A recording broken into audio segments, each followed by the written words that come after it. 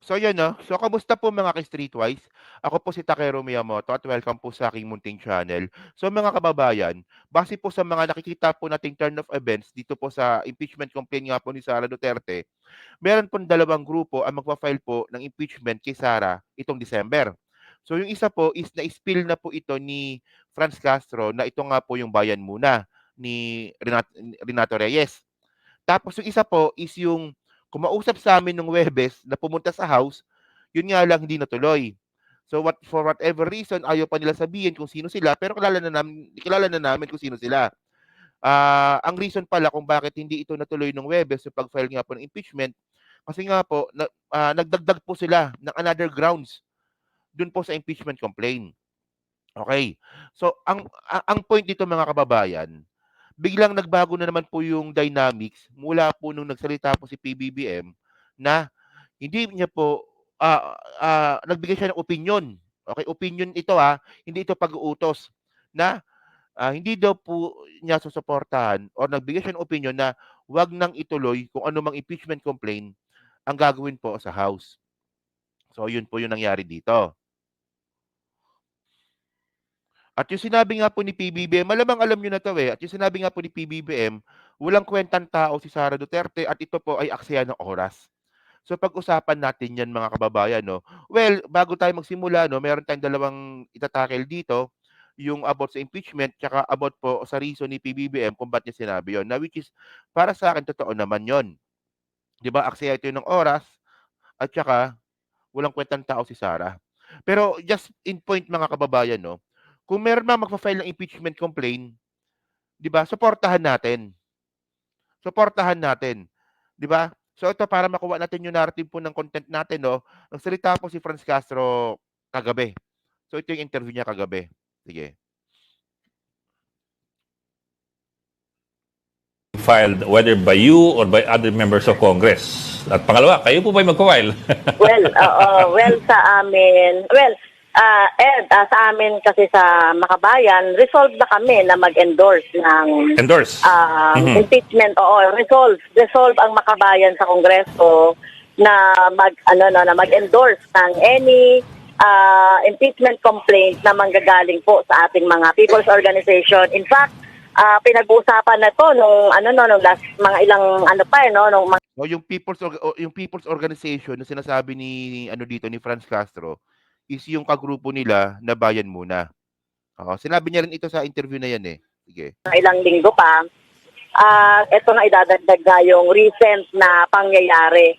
Kaya resolved naman kami doon. Medyo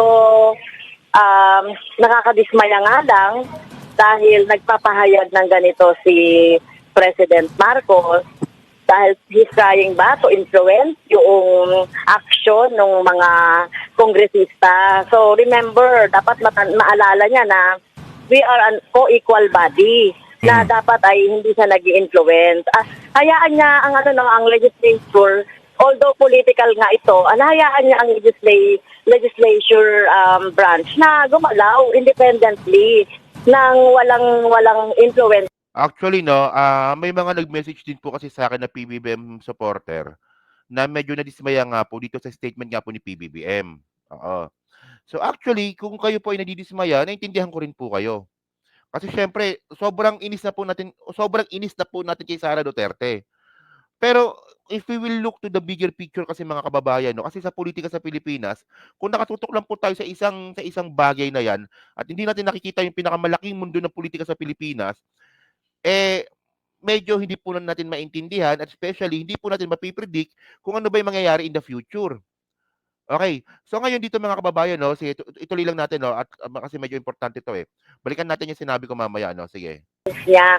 So yun naman yung sinasabi natin at non-compromising itong issue ng accountability, itong issue ng grave threat, itong issue ng betrayal of public trust at saka itong bribery at saka high crime. Kaya non-negotiable itong mga to na nakikita na natin sa mga pagdinig na nangyayari dito sa House of Representatives.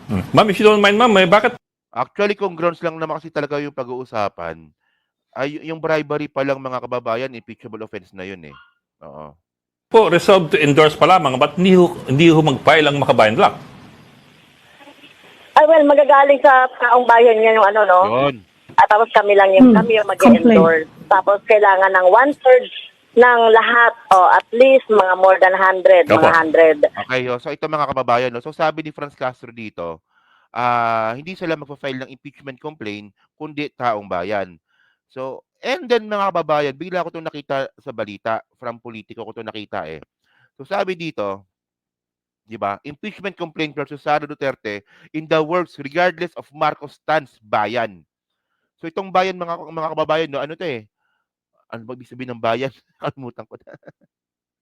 Yan, pero at least kilala niyo na 'to, si ano, si Renato Reyes, oo. So sabi dito ni Renato Reyes, 'di ba? So sabi dito, our decision to file an impeachment complaint is not dependent on the opinion and preferences of the president, said Reyes in response to the question raised by the program host Pinky Webb. Ano man ang kanyang opinion, it does not affect our decision to resolve to pursue the impeachment complaint, he added. Okay, so yan. So sabi dito, as to when we will announce kung kailan, when we are ready, we will announce. Reyes said, we are not giving our dates on this time. We are not really setting out the timeline at this point. Basta pag ready na kami, we will announce. So sabi nga po ni ng bayan na si Renato Reyes, sila po ang magfa-file po ng impeachment complaint. So ipapasa po nila ito sa Makabayan Block sa Congress kay Franz Castro. Okay. So ito yung isa, ito yung isang complaint. Yung pangalawang complaint mga kababayan, yung kausap po namin. So ayaw lang po na talaga namin sabihin kung sino kasi ang point dito mga kababayan, ano, madalas po kasi sila nagbibigay po ng info sa amin kung ano yung nangyayari. So syempre kapag in-spill namin 'yan, mawawalan sila ng tiwala sa amin. So paano naman yung ano namin, yung vlogging career namin, 'di ba? Importante sa amin yung source. 'Di ba wala kaming confidential fund eh. So 'yun mga kababayan, okay. So, kaya ko lang kasi ito na topic kasi, ang gusto ko lang po sabihin dito 'pag na-i-file na po itong impeachment complaint kay Sara Duterte, suportahan po natin. Gano'n lang 'yun, eh. So, kahit sabihin nga po ni PBBM na, ayaw niya ng impeachment complaint regarding kay Sara Duterte, ang importante po dito, wala pong kinalaman ang presidente sa impeachment complaint. 'Di ba? Kung merong impeachment complaint na darating, wala siyang kinalaman dito kasi nga pinipigilan niya. So, at least malinis yung kamay niya dito. Oh, so ayun ang point natin dito, 'pag may nag-file, suportahan natin kasi nga po, kung equal branch naman po kasi yung Congress sa executive na yung presidente natin. Okay. So ngayon ang point ngayon dito mga kababayan, bakit sinabi ni PBBM na na si Sara Duterte po ay walang kwentang tao at kung bakit niya hinarangan yung impeachment kasi aksaya lang ito ng oras. Actually, totoo naman po yun. Huwag na po natin i-topic at pag-usapan kung gaano ka walang kwentang tao si Sara. Yung pag-usapan na lang po natin dito kung ano yung rason ni PBBM kung bakit niya sinabi na aksaya ito ng oras. So sabi dito mga kababayan, no, ito kung makita natin dito, tingnan niyo to. Okay. Ito yung mga senador ng Pilipinas.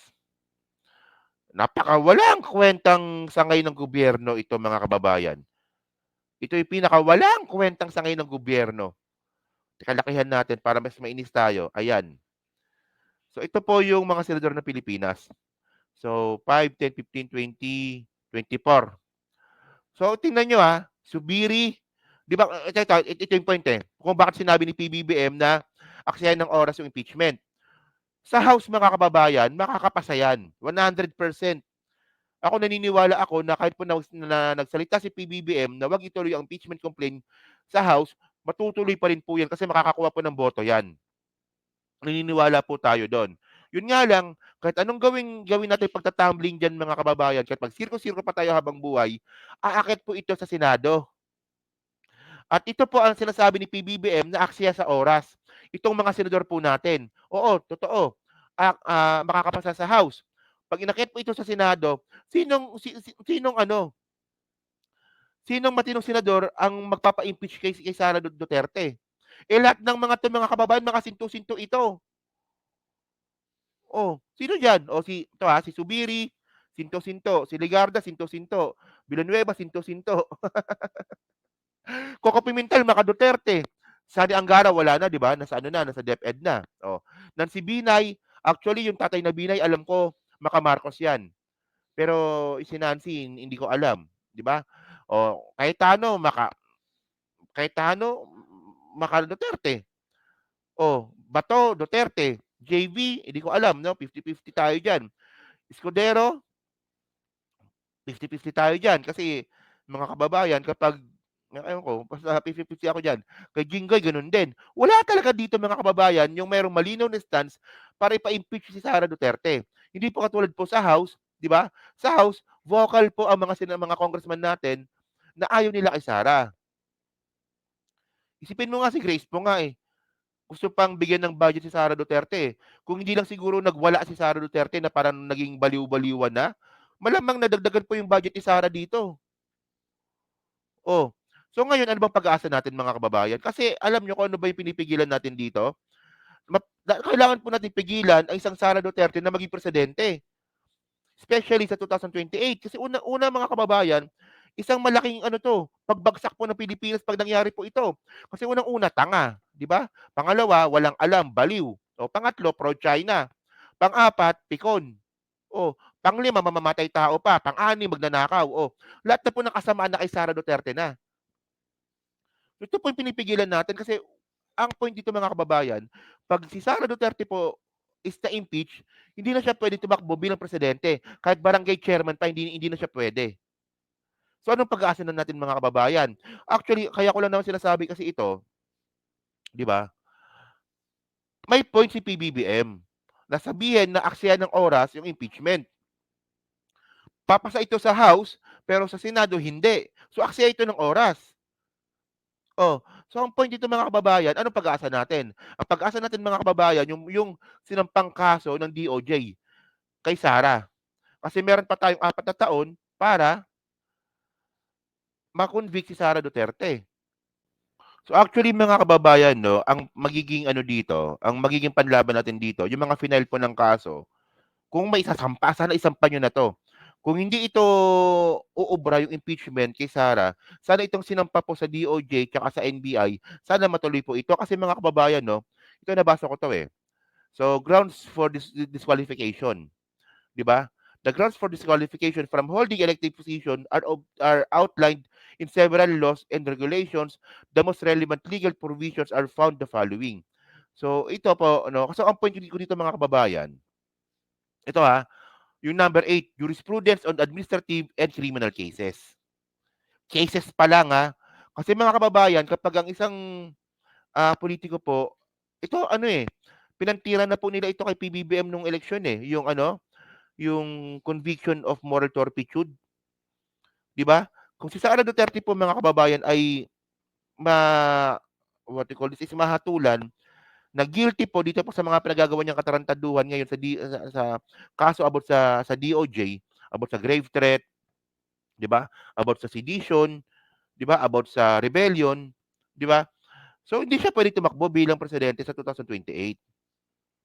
So nakalagay po 'yan dito. So malamang mas okay para sa akin yung may plunder case ka kaysa impeachment. Kasi once po na may plunder case ka tsaka na-convict ka, hindi ka na pwedeng tumakbo bilang presidente, 'di ba? O yun pa yun. Yan under the revised penal code, specific crimes carry the penalty of perpetual or temporary absolute disqualification.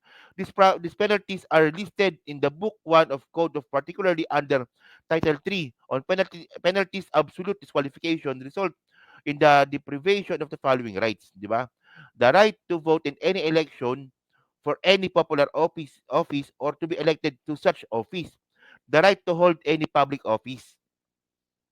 So nakalagay dito 'no, so meron dito 'no, so treason, bribery, malversation may be subject to perpetual disqualification. So pasok dito yung treason, 'di ba? Well, tingnan natin, yun nga lang kasi wala kasing giyera. Ang treason po kasi dapat may giyera, medyo kailangan baguhin po yung batas dito 'no. Well, bribery, pasok si Sara dito. So ayun ang point mga kababayan. So kaya sinabi ni PBBM na aksaya ng oras ang impeachment, lakihan po natin yung ano natin, yung pag-unawa natin. Kung nakatingin lang po tayo sa impeachment, ayun ang talaga maintindihan natin. Pero kung titingnan po natin yung buong picture mga kababayan, hindi talaga ito makakapasa sa Senado kahit anong tumbling pa gawin natin, 'di ba? So si PBBM po kasi is trying to be strategic dito po sa mga plano niya. Pero ang importante dito mga kababayan, hugas gabay siya dito. Wala siyang kinalaman sa mga impeachment complaint na paparating sa December, 'di ba? So ayun ang point. Kapag naisampa po yung impeachment complaint, kahit po na sinabi po ni PBBM na hindi siya pabor dito, suportahan pa rin po natin, 'di ba? So yun mga ka-street guys, so kayo po no, ano masabi niyo nga po dito sa content ngayon natin?